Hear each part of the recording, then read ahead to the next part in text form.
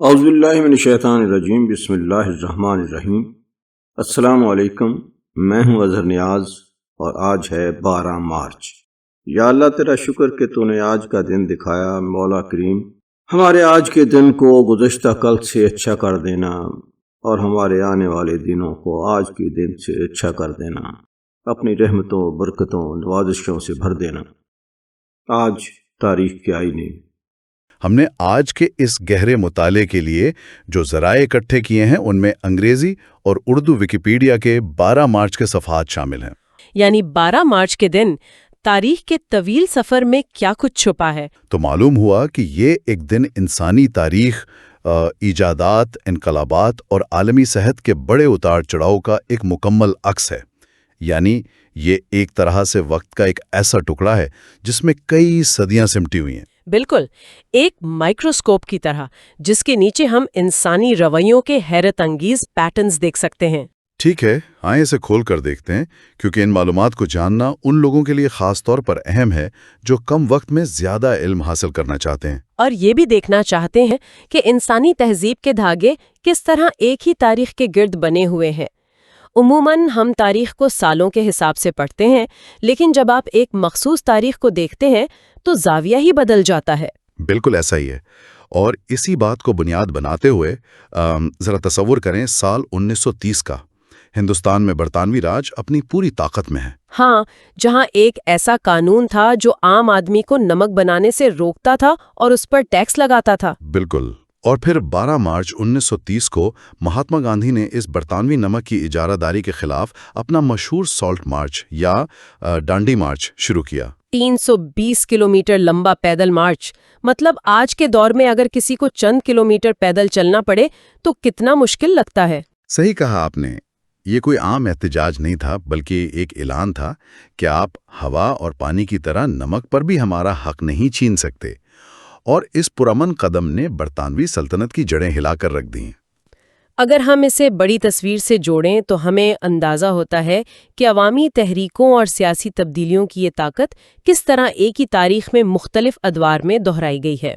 ہم یہاں کسی خاص سیاسی نظریے کی بحث میں نہیں پڑھ رہے۔ ہاں، ہمارا مقصد صرف ان حقائق کو غیر جانبدارانہ انداز میں دیکھنا ہے جو ذرائع نے فراہم کیے ہیں۔ بالکل۔ مثال کے طور پر اردو ویکیپیڈیا ہمیں ایک بالکل مختلف دور اور خطے کی طرف لے جاتا ہے۔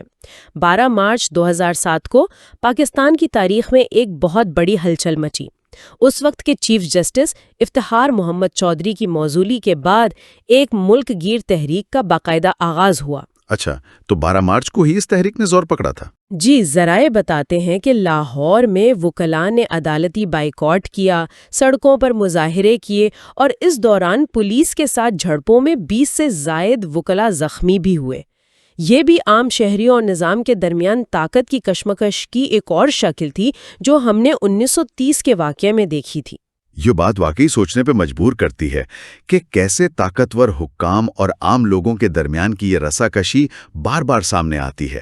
اور جب طاقت کے توازن کی بات ہو رہی ہو تو 12 مارچ جغرافیائی سیاست کے لحاظ سے بھی کچھ کم بھاری نہیں ہے۔ بالکل، جیسے 1918 کا سال۔ ہاں، 1918 میں روس کے اندر ایک بہت بڑا فیصلہ لیا گیا۔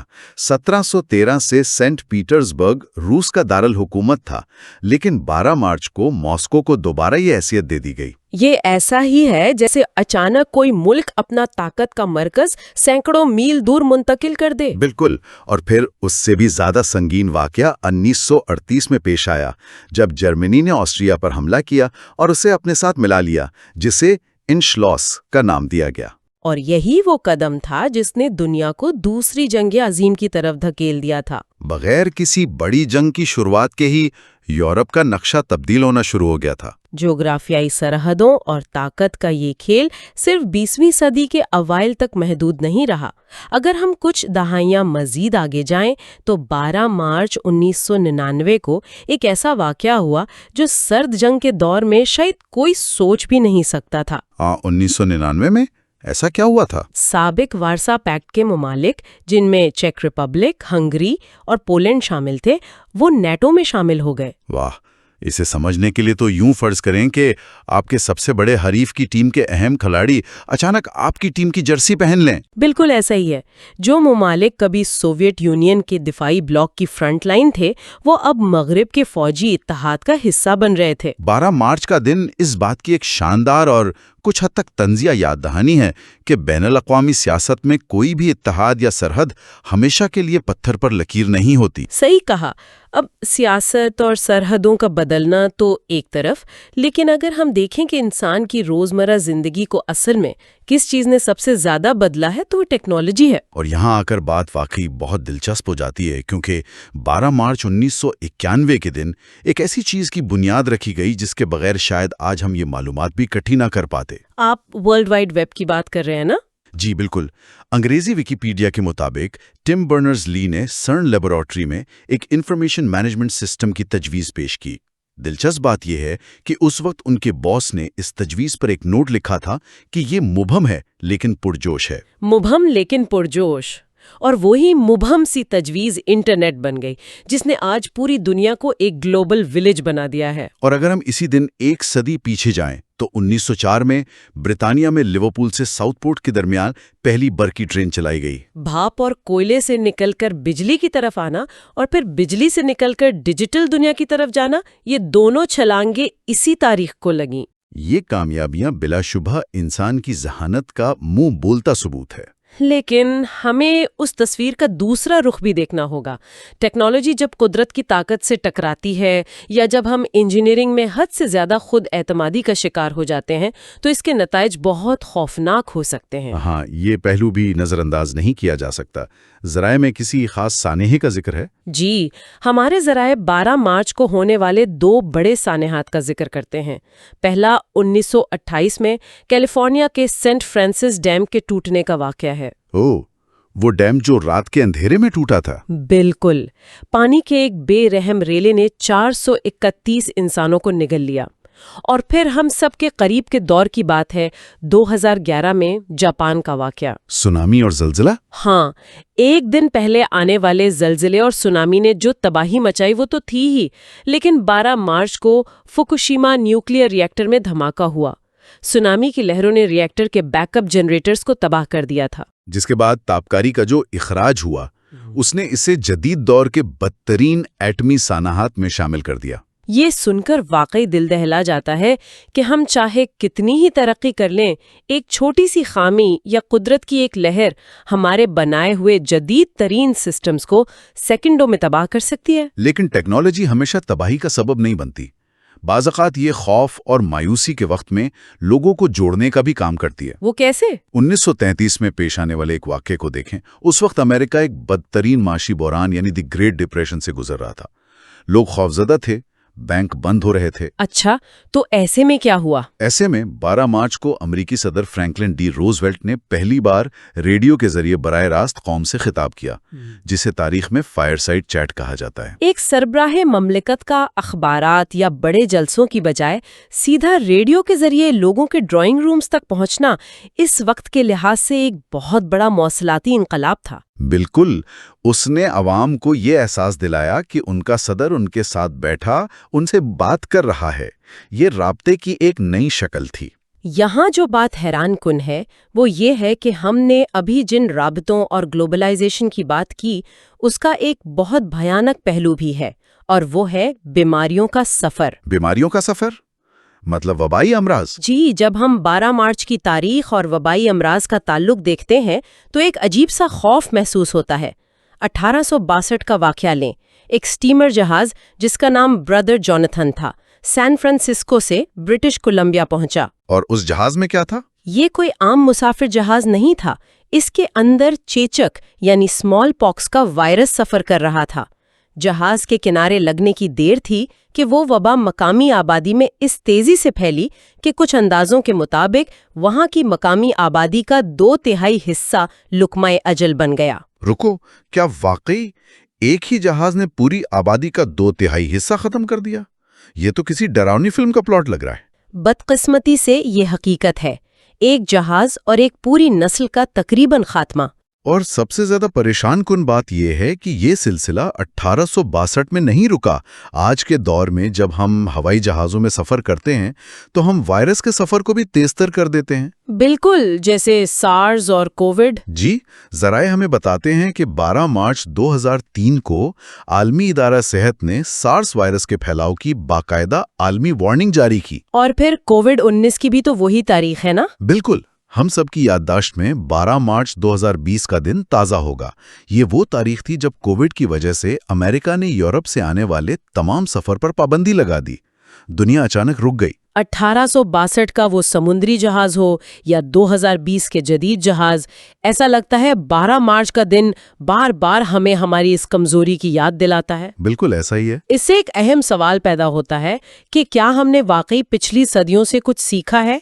टेक्नोलॉजी बदल गई, सफर के जराए बदल गए, लेकिन इंसान और वायरस की आंख मचौली आज भी वहीं खड़ी है। ये बात तो सच है। 1862 में जो काम एक स्टीमर ने किया, 2020 में वही काम इंटरनेशनल फ्लाइट्स ने किया।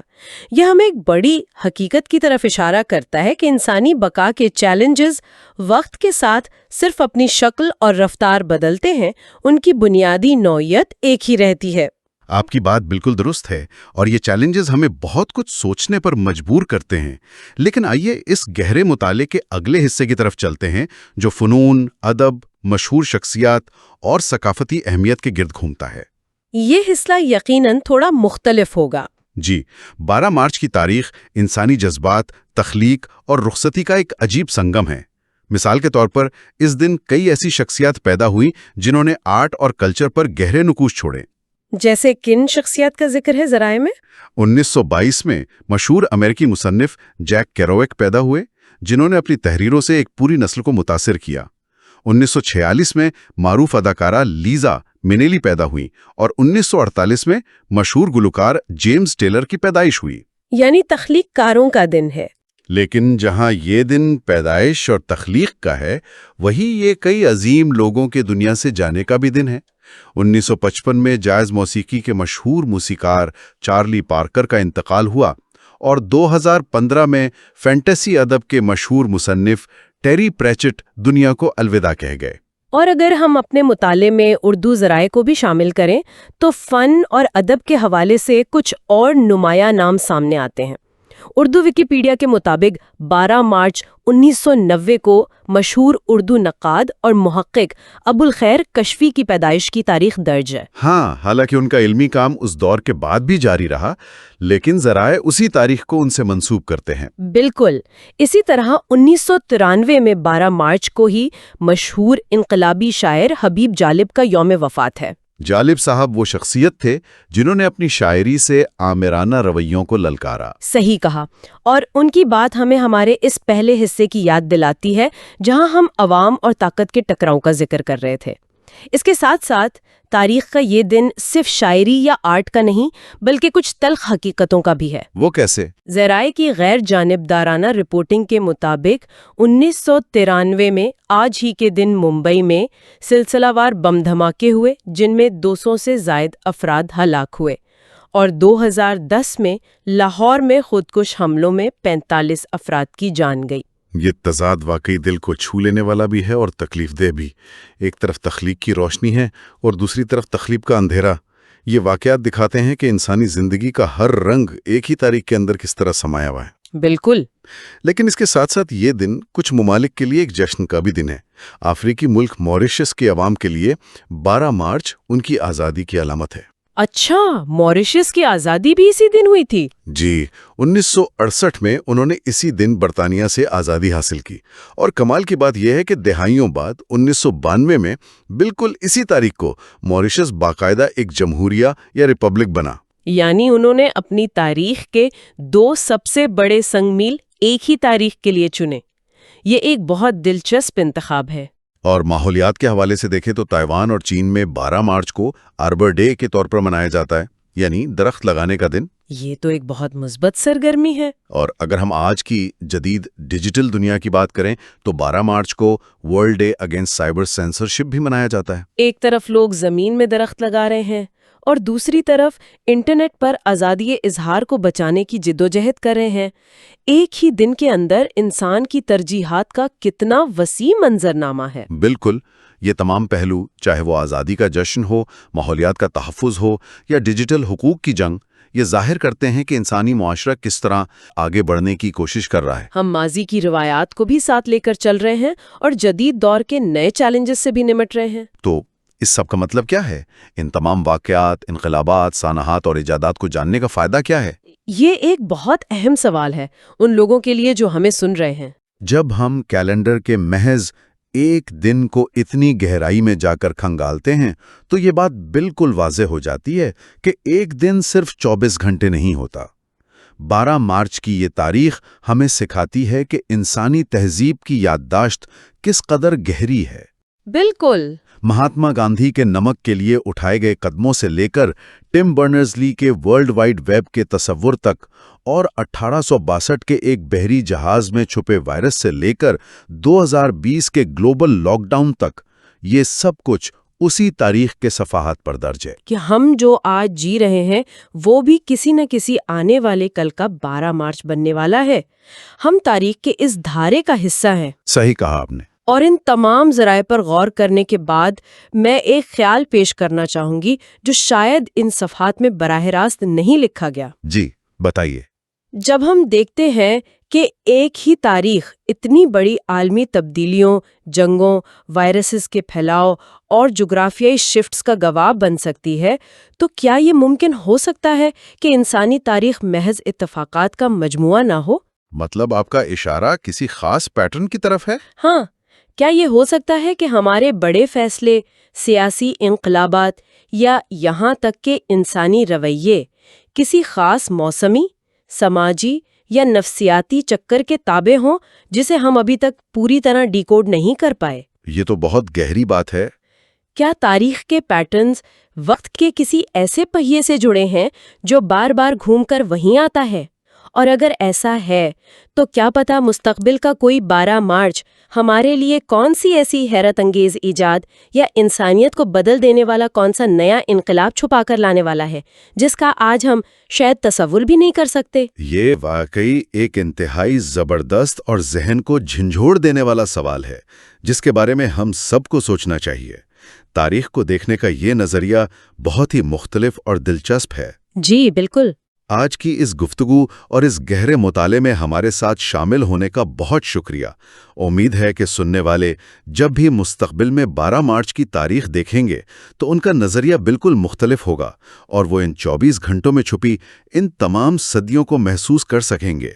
ابھی آپ سن رہے تھے آج تاریخ کے آئینے میں۔ تاریخ جو ہے وہ صرف گزرے ہوئے وقت کا قصہ نہیں، یہ مستقبل کی سمت دکھانے والا روشن چراغ ہے۔ ماضی کی غلطیوں کو بھول جانا انسان کی سب سے بڑی کمزوری ہے، اور تاریخ کا سبق یاد رکھنا اس کی سب سے بڑی طاقت ہے۔ جو قومیں اپنی تاریخ سے سبق نہیں سیکھتی، پھر تاریخ انہیں سبق سکھاتی ہے۔ اظہر نیاز کو اجازت دیجیے، زندگی رہی تو کل ملاقات ہوگی انشاءاللہ۔ اللہ تعالیٰ آپ کو آسانیاں عطا فرمائے اور آسانیاں تقسیم کرنے کی توفیق عطا فرمائے۔ اللہ حافظ۔